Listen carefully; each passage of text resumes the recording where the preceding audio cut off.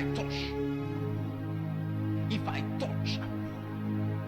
So when you see the woman moving, struggling to touch Jesus, madam, take it easy. Madam, take it easy. Say, you don't understand. There is an expectation in my heart that is waiting for manifestation. There is an expectation in my heart that is waiting for manifestation. This is the reason why Gehazi followed Elisha for years. You know, Elisha followed Elijah for years. And when the mantle of Elijah fell, Elisha took the mantle. Elijah didn't give Elisha. Elisha followed with an expectation that when Elijah was about to go, he said, well, what do you want? He said, give me double portion of your anointing. I need double portion of your spirit, rather. He knew what he wanted. Elijah said, if you see me when I go up, you will get it. Elijah went up. Elisha saw him. My father, the chariot and the horsemen of Israel, the mantle fell. Elisha took the cloak. When they say mantle, is the cloth. The cloth of Elijah, the cloak, and went to the river Jordan immediately. With that expectation in his heart, he said, where is the God of Elijah? The river divided. Elisha took that same mantle in his hand and carried his own boy called Gehazi. Gehazi followed Elisha without an expectation of the anointing. He was not expecting the anointing. He just entered the ministry so that he can make money. All he was interested in is money, not in the anointing. To understand that Elisha got to a point when the Shunammite woman child died, Elisha took the mantle that he struggled to get from Elijah and gave it to Gehazi free of charge. He said, take the mantle I struggled to get from my master, take it and go and do your own miracle.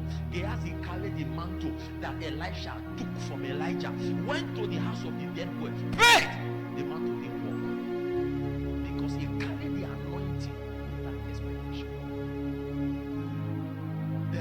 That generational mantle that Elijah used to destroy kingdoms gave to Elisha. Elisha used to do miracles, gave to Gehazi. He became dead in his hand because a life without expectation, every word that they preach from the water comes to your heart and dies there. It's your expectation that gives life. So to expect nothing is to receive. She's an example, and I'm very glad that it was a woman that the Bible talked about, not a man now, so that we understand the importance of this issue. That it's not even a man, it's a woman. And when you say man of God, why are you saying that it's a woman? Because if you look at those days, the women were kept in the back seat.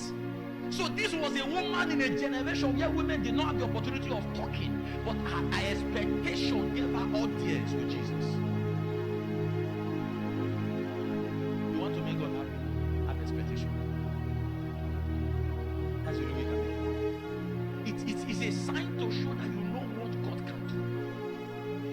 Believer must have an expectation. So you can't have faith until you're expecting something. Listen to me. I'm telling you, man of God, I have faith. I have faith. What is your expectation? We are not even talking about whether the expectation will come to pass or not. There must first be expectation before we talk about the manifestation of the expectation. There must be something you are trusting God for. There must be something you are believing God to do in your life. With that expectation, faith is dead. I gave you the definition of faith as hope plus trust plus the word of God. There must be hope of an expectation for the kind of faith. We have 3 days to go now for the year. What is your expectation? Quickly tonight, what makes an expectation to be called an expectation of faith? It's not just to say, I'm expecting 1 billion. No. What are the qualities or characteristics that makes an expectation to be called an expectation of faith? Number 1, it must be word rooted. Everybody say word rooted. Your expectation must be word rooted. What I mean is that your expectation must be in line with the will of God. Hello now. You cannot say, what's your expectation? I'm expecting that there will not be bomb blast in this place. That is not the expectation of faith, because it is not in line with the word of God. 1 John chapter 5 verse 14. Your expectation must be word rooted. That is, it must be in line with the will of God. It can be an expectation based on what God has said. To say, God already said that giants are rising, so I'm expecting God that I'm going to rise up. God has said that it's a year of landlord's anointing. Properties are going to become easy for people. I'm trusting God for my own. Your expectation must be word rooted. Give me that scripture back. He said, this is the confidence that we have, that if we ask according to his will, he hears us. If we ask according to the will of God, he said he hears us. Verse 15 now. And if he hears us, verse 15, then we know that we're going to to receive the petition that we are asking. And we know that if He hears us, whatever we ask, we know we have the petitions we have desired of Him. So, before you can call it an expectation of faith, it must be word rooted. It must be in line with the will of God. It must be in line with the will of God. Listen to me now. I cannot say I'm expecting God that between now the next 3 months I would have relocated to America. The will of God, it is not a word rooted expectation for me. Because the will of God for me is to be in Nigeria. For somebody else, that's an expectation of faith. But for me, it is not an expectation of faith. Because if God answered that prayer, I have lost my destiny. It is out of the plan and purpose of God for my life. So all your expectation to be qualified as an expectation of faith must be in line with the will of God. Because God will not answer a prayer that will go against Him. God will not answer a prayer that will go against Him. This is the mystery of the silence of God in the life of many Christians. Man of God, God is just silent because what you are asking is not His will. It's not His will. You are asking out of point. So, for it to be called an expectation of it, it must be word rooted. Most especially when God has already spoken. I say, this is what I want to do. You cannot build expectation from what God has said. Am I making some sense tonight? You can build an expectation for what God has said. If God said it's supernatural wealth transfer, that means you can begin to release your faith for financial supply.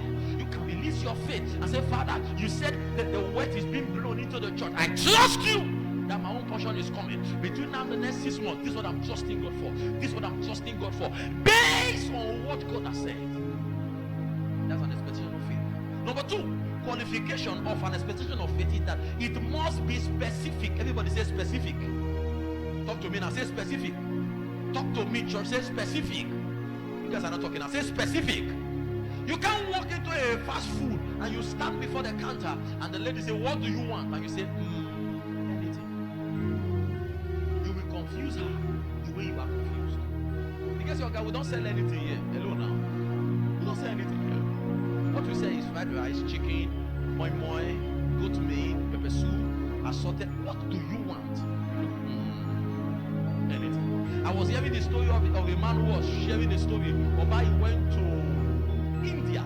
And when he got to India, he wanted to eat in a restaurant. And when it was time for him to order for food, he just looked at the menu that was there and he heard somebody mentioning something and he decided to mention the same thing with the person. When they served the food for him, my God, it was... He said he didn't know whether it is something that he will eat or drink because the thing was looking like a concussion. It was a concussion. And he told the person, please, this is not what I want. The person said, no, it's good for your body, medicine. He said, I'm not looking for medicine, I'm looking for food. But the problem is because he didn't know what he wanted. You must be specific. Everybody says specific. God's servant Dr. Yonggi Cho was sharing a testimony in one of his books on how he was trusting God for a bicycle and a table and chair many years ago. And he was praying to God, Lord, I need a bicycle for my evangelism. I need table, I need chair for my reading. And he was praying. He said he prayed to an extent one day God came and God spoke to him. He said, what color of bicycle and what type of chair? And he said, Lord, I need anything. He said, no, give me the color of bicycle. Give me the type of chair. He said, and he began to give God specific. Mahogany wood. Look at the kind of chair. Exactly what he asked for. Many years ago, I went to a program and I was trusting God for a car then, and I was praying to God, Lord, I need a car. God asked me, say, what kind of car? And he said, I need a specific car and I need a color. I said, Lord, what does that mean? I thought I would just say, Father, give me a car to go with you. He said, no. For faith to really be solid, you must be specific in your expectation. Mark chapter 10 verse 51. Mark 10:51. For your faith to be an expectation of faith, you must be specific. Lord, I'm trusting you for finance. How much are you trusting God for? 2 naira, 100 naira, 1 million, 2 million, 3 million. The force that makes faith to work can only work with specificity. Jesus answered blind Bartimaeus. A blind man came and said, Jesus, have mercy on me. Jesus said, hey, Oga, it's not mercy. What do you want me to do unto you? Be specific, sir. And the man says, sir, I want to receive my sight. And look at what Jesus told in verse 52. Jesus said, now that you are specific, 52, he said, go your way. Your faith has made you whole. Do you see now? Faith cannot work until you are specific. You cannot say, Father, bless me, bless me. That's an ambiguous statement. Even the angels will be confused. What do you mean by bless me? Be specific now. What kind of blessing do you want? Father, bless my business with what? How? what way? How do you know when the miracle will come when you do not know what you asked for? How do you know? How do you know? My family have been trusting God for some things for some every week go specific. Lord, this is what we want this week. This is what we want. You know, if you are not specific, you won't know when to wrestle on the altar of faith. Because you just ask God anything. Father, I just want, Father, just bless me this season. That's not an expectation of faith. That's just a statement. A statement. For it to be an expectation of faith, there must be specificity. Father, this is what I'm trusting you for. I'm trusting you, Lord, that within now and December 31st, this and this and this is going to be done. Many people have been asking God for a car for years. They have never put a model of car. They didn't tell God they needed Toyota Camry. They just say, Lord, I need a car. They put it in the machine in heaven. Onome needs a car. The machine will ask the next question. What kind of car? The answer, no answer. The machine is waiting for the next answer before it will keep processing it. It may take 5 years for you to finally say, Lord, it is a Toyota car. What type? Camry. What type? I was watching, somebody was telling me of a video of this program that you just had in Believers Love World of how one of these men of God came out and he called a young man and said, you have been praying to God for so car. Is it Toyota what? He was telling me about the video. He said, you have been praying to God. You're the one that was telling me, right? He said, you have been praying to God for so car, so model, so year. The man said, yes, sir. He said, God told me to give you. Why did God say give him? Because even it was specific.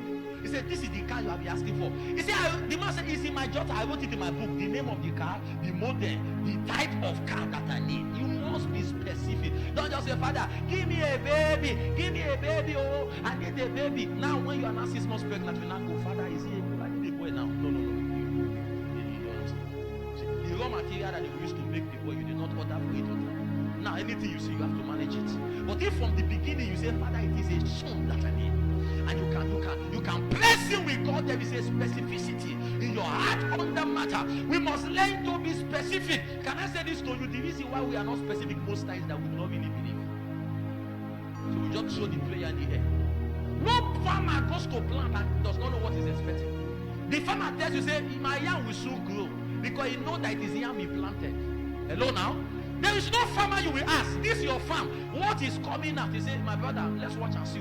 No farmer tells you watch and see, because you know what he planted is what we grew up. So we must be specific. In this year of irresistible faith, that we are rising as giants, we must get into the realm of specificity. To be bold enough to say, Father, you said it's a year of this and that. I'm trusting you for this. I'm trusting you for this. I'm trusting you for impossible. Put color, put specificity. Let it be, let it not be possible for an angel to carry your miracle and give to another person, because your miracle will carry your name.